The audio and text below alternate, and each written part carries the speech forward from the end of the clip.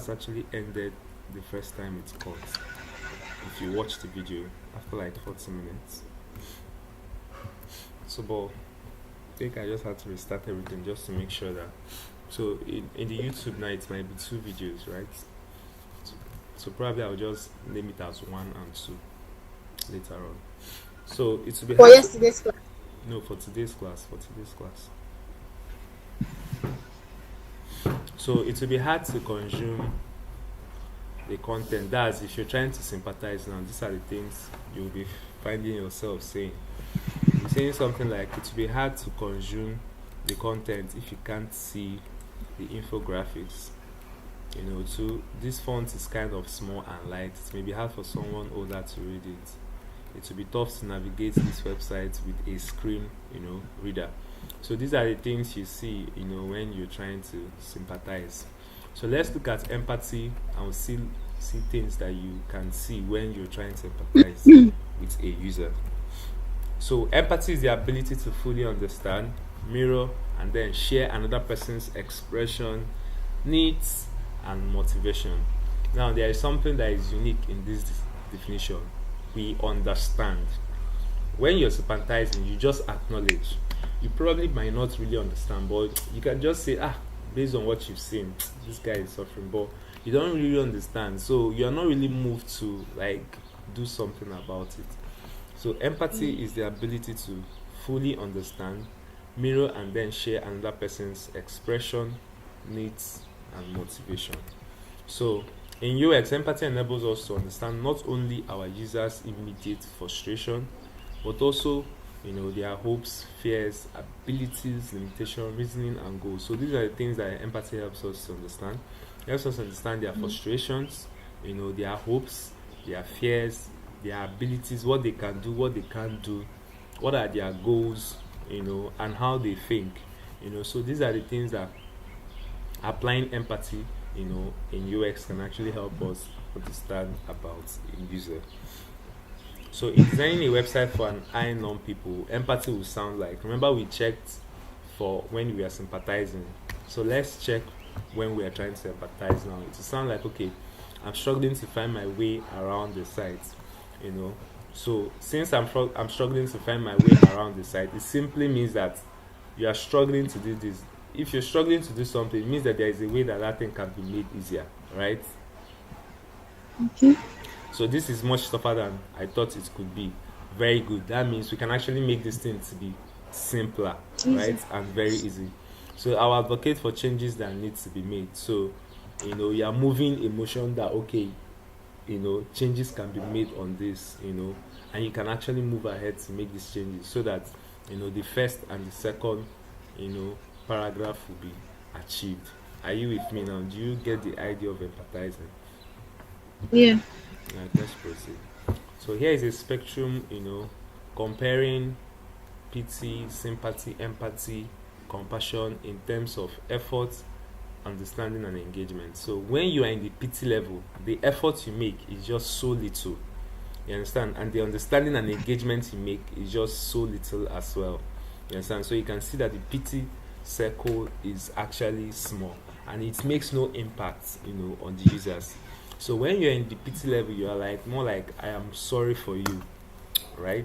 I am sorry for you. And I think people don't actually like to be pitied. So imagine somebody is telling you something and then the person says I'm sorry for you. I think you will be more offended, right?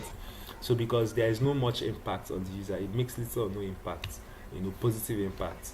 So but when we come up to the sympathy level, you now come up to the stage where you are like I feel for you. Now you're feeling for the person, and the impact is small. You understand? And you made little or no effort in that stage. But when you come to the empathy stage, that is when you feel with the user. So you are not feeling for again now. You are now feeling with the user. So you understand better because you You put literally them. You can. put yourself in the shoes. Yes, you literally can communicate the same pain or the same frustrations they are communicating. And the easiest way to build something is when you feel that thing. Check the great innovations that are existing today. The people who engineered this idea were people who understood, who have felt this thing, or who have had this bad experience in one way or the other, and then they decided to build for it. Now, another bigger level is compassion. Now, compassion is the stage where you are now moved by, what you felt with, the user. So this is like the creation stage. So you see some of these NGOs, when you ask them how they started, they were like, oh, I'm compassionate about people, I'm compassionate about people suffering, and I feel like, okay, we can help and lift people from poverty. So you hear stuff like that. So basically, this is how, the spectrum looks like. So how to practice empathy in UX? Number one is use qualitative research methods. Now we set aside ego and assumptions and immerse ourselves, in research. Qualitative methods such as user interviews, cognitive mapping, and diary studies allows us to dig deep into our user behaviors, motivations, and concerns. So basically, we have majorly two kinds of research method: qualitative and quantitative. So so qualitative research method is where we use, methods like user interviews, surveys, to generate data. So why quantitative research methods are data that are based upon numbers. So for instance, now we want to say we are doing something that we are relating to both men and women. We can say, based on statistics, we have 100,000 men in the world and 200,000 women in the world, and by so there is high rates for, a lot of women to be single. I don't know if you understand. So that is Yeah. a quantitative data. So let's proceed. So why make use of qualitative research measure? It's important to ask open-ended questions. So I think you're still going to look at interviews, how to conduct interviews, how to go about generating your questions when you're trying to conduct your interviews, right? We're still going to look at that. But I think at this point it's very okay for me to mention that when you're trying to conduct your qualitative research is where you just ask users questions, like targeted users questions, to get an insight. It's always very good to ask open-ended questions. So, for instance, now, what example can I use now? So, if I ask you now,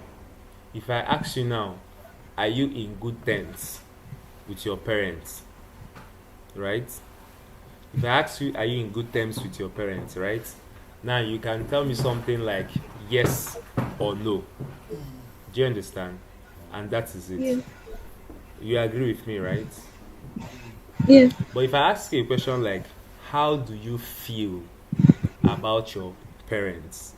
You can start off like, well, I feel good. I like my mom. I like the way she does this. Well, I'm not too close to my dad, but I'm close to my mom. I don't know if you understand. Now you're giving me Yeah. extra information because it was just an open-ended question that I asked. And from there, I am getting more insights. Because most times when you're working on a product, you might not exactly know what the user actually wants. So it's always very advisable that you ask open-ended questions just to help understand what the user wants better. Now, examples are what makes you happy. You understand? Instead of asking, "Are you happy?" So if you see someone now, you ask the person, "What makes you happy?" The person can start telling you something like, "Oh, they like ice cream. They like swimming during weekends. They like this, that." But if you ask this person now, "Are you happy?" The person will be like, "Yes" or "No." Most times they usually tell you yes, even when they are not happy. Are you with me now?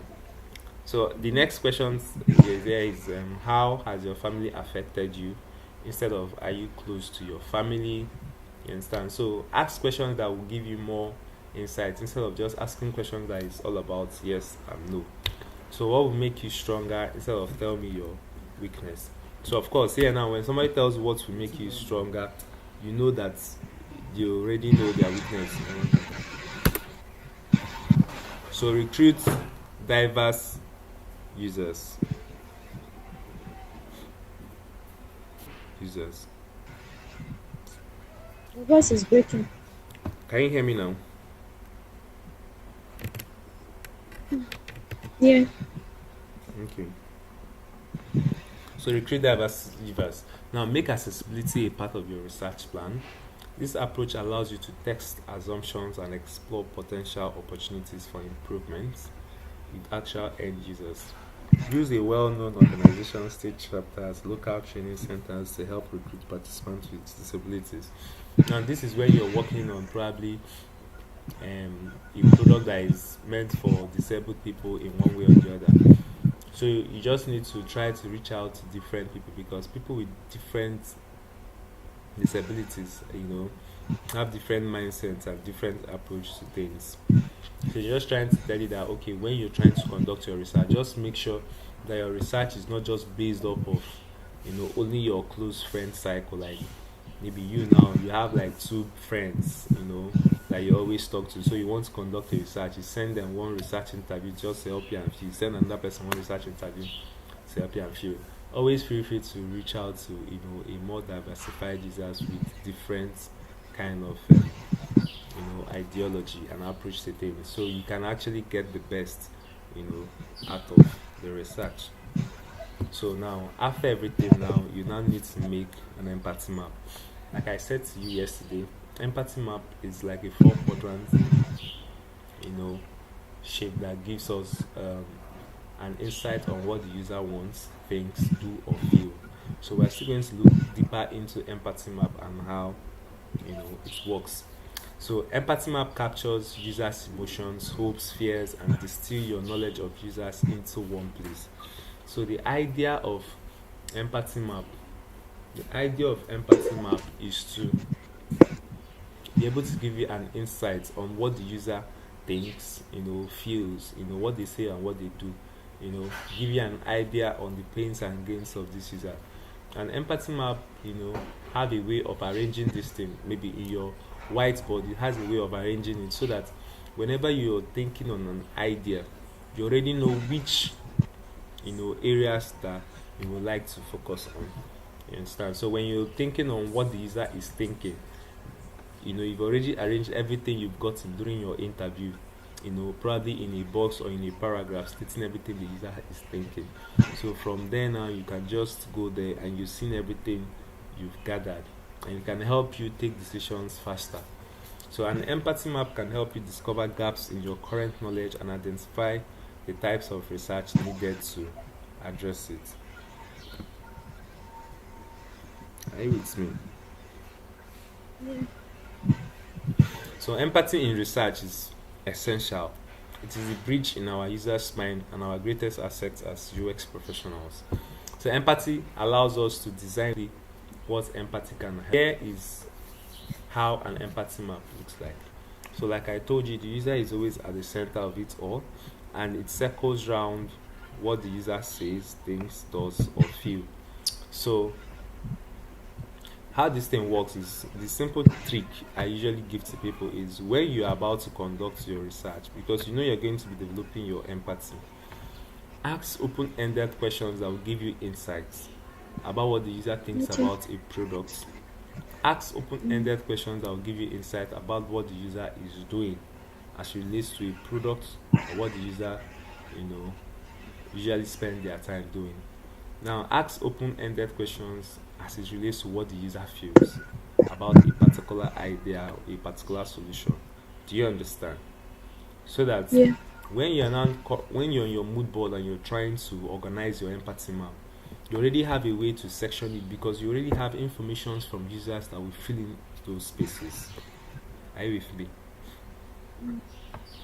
Yeah, so this is it. So I think you need me to show you some examples of how empathy map looks like. I think I have something on that. Let me just identify.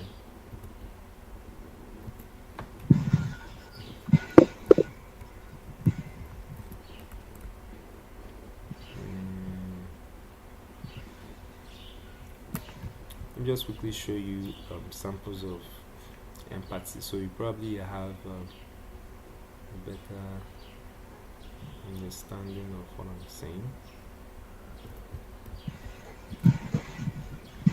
So now on my screen here, this is an empathy map. So you can see, based on what the user is saying, right, in the same quadrant. So I can refer to these boxes as quadrants. Now the user said I was expecting something different, you know, he wants something reliable, so all the things that the user have said, we arrange them, every single thing in the same quadrant. Everything that the user is feeling, you know, we arranged it, you know, we arrange it in the few quadrants. Are you with me? Sorry, I'm lost. I don't even understand. I'm telling you how an empathy map works, right? Remember that we said an empathy map is a four quadrant process that houses what the user says, does, feel, and think. Do you understand? And I told you that when you're trying to, the easiest way to approach this is when you're trying to develop your questionnaires, that's your questions. Yeah. You should always ask open-ended questions that will give you insight on what the user thinks, open-ended questions that will give you insight on what the user feels, and so on. Do you understand?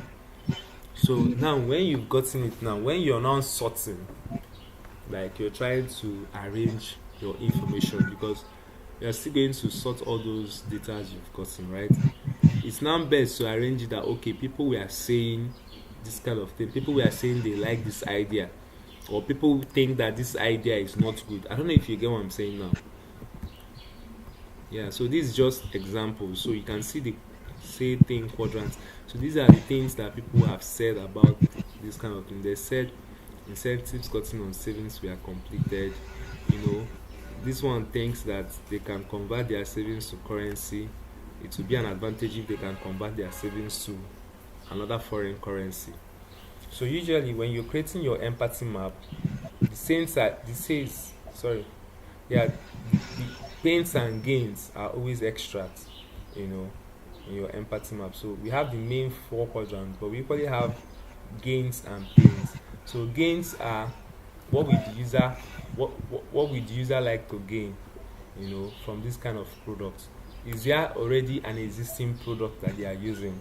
What are they gaining from it? If there's an already existing product, do they have any pains? Do they have any challenges? Do they have any frustrations they are facing while using this product? So these are extra information, so you can equally document them in your empathy map. Do you understand? Yeah. Now, after creating your empathy map, now the next thing, we are going to talk about that in the next class, is your user persona. We need to now come and create our user persona. So our user persona is like a semi-fictional character of the users. Why I said it's semi-fictional is when we go through everything that the users have said, everything that when we curate the contents or the data that we've gotten from our research, we will now come and create what I call user stories. So user stories are just stories that we the designers create just to better understand the users that we are trying to develop for. Are you with me? Yeah. Yes, just to better understand the users that we are trying to develop for. So that is user story. So the essence of creating a user story is so that when somebody reads this information, he has a deeper understanding of the kind of user we are trying to create this thing for. Are you with me? So now in your user persona, the main information that is supposed to be contained, do they have a work? I don't know if you understand. Just those kind of basic background information. The next information, are you with me? Then the next information that should be on your user persona is the user story. So I've explained user story, just a story that gives us better insights. Do you understand? Now these are what I call like the main information that must be there. Then after that, we can now go ahead to have maybe random or any other information that you could have. But there's another main one that is going to be in your user persona, which is the potential problem and the potential solution. It's either called the problem statement and the problem potential solution. Problem statements are like statements that gives us an idea on the problem that we're trying to create a solution for. why potential solutions are statements that gives us possible solutions to these problems. Do you understand? Now, this is the Yeah. simplest definition I can give to this, and I just broke it down like this so that you will not be confused, you will not be frightened by the research methodologies and all of those and all you have to create when coming up with your research. So we are going to start off with Can this, you okay? move the screen? Eh? Because I'm not actually seeing what you're saying. Can I do what? The screen is still showing the say things fails do. Is still showing what? As in these things they're saying now, talking about this this thing. I thought there's a slide for it. No, no, no. I'm still on the same. This. Are you seeing this blue thing on my screen, right? Yeah, just the Yeah, yeah. this thing. That's where I am. I'm just telling you. Okay. Yeah, but let me show you samples of how an empathy map looks. So this is an empathy map. So let me come down. So ouch, I want to go up. I like this one more. So this is an empathy map. So if you look at this empathy map, it has everything I've told you. Now this is a bio. So this bio now can be what we call the user story. Are you with me? Follow me closely. Okay. Now here now is the biography. Sorry, the demographic information of this particular user. Usually empathy user personas always have like an image. It must not be a particular person's image, but just have an image so people can relate. If you're talking about female, you might want to use a female image. If you're talking about male, you might want to use a male image. But you can see this person is 35. Eh? Okay. This person is 35, is a regional director. She's married, she's at Austin, she's so she's a frequent flyer. That means she makes use of aeroplanes a lot. So she's kind of organized, practical, protective, and hardworking. So you're just getting information that will give you more insights. You understand? So if you look at this place, you see that we have the goals and the motivations of these users. We have frustrations. We have like their personality, introvert to extrovert, loyal or passive. All those kind of things. Then we have like other informations like social media apps that they prefer using, platforms that they prefer using. So all this extra information depends on what you're designing for. So if you're designing like for a website, you will want to know if they prefer using websites on their desktop or on their mobile devices. I don't know if you understand. Okay. So those are the things that you can arrange. So after, there is what they call user scenario. Now this is a user scenario. So user scenario just gives you an idea of, or it's just a summary of what the user exactly wants from this kind of product. Do you understand? So you can see here, I am looking for a site that will simplify the planning of my business trip. Shaken out. That is what this user wants. So in your user persona, from your research, you will be able to identify what exactly does this user want. So you just put it. So anytime you're building, like for instance, if you're the UX researcher now, and I'm the UI guy, and we're collaborating on this project, by the time I go through this document, I already have an idea. I already have what kind of information that the user needs, or what kind of solution that the user is looking for. Are you with me? And I already have like an imaginary, being in my head of who I am designing for. Are you with me? So I have more samples, here. So you can see basically it's the same thing. This has goals, frustrations. This brief story is like the user story. It has the basic demography information of the person, and then it has a user scenario here. So the same thing, the same pattern. You get. So that was why I had to take my time and list it for you first. The things, so that when you're trying to, how do you get these informations? When you're trying to come up with your interview questions, you already have an idea that this is the kind of information you're supposed to be asking, so that from there you could get details that you could use to fill into this place. Are you with me? Now the moment you understand user research like this, conducting research will not be a problem for you.